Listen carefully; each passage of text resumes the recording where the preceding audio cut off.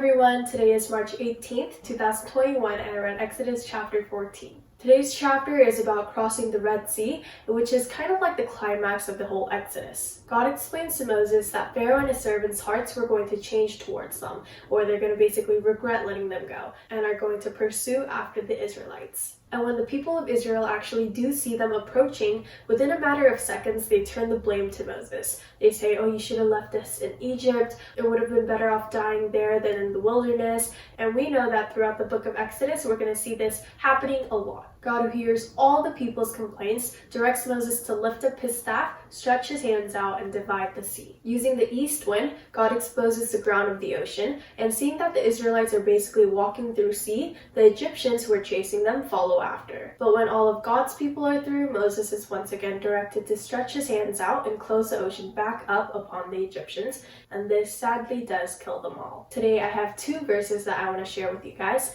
It's verses 19 and 20. Then the angel of God who was going before the host of Israel moved and went behind them. And the pillar of cloud moved from before them and stood behind them, coming between the host of Egypt and the host of Israel. These two verses were basically the wow factor for me because it was just so amazing. God was leading them through and he makes a way for them to continue walking on the path.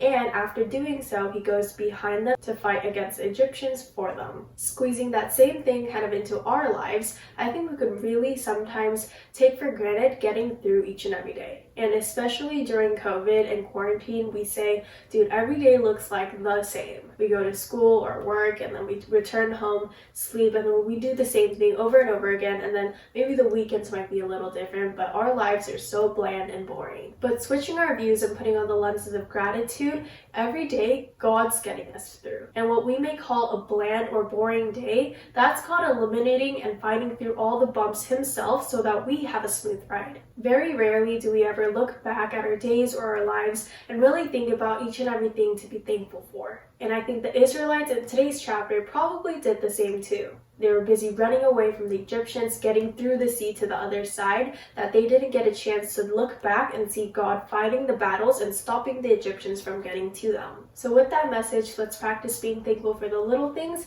and also always remembering that God is carrying us through. Well, that's it for today's journey. Thank you so much for joining, and I'll see you guys again tomorrow. Bye!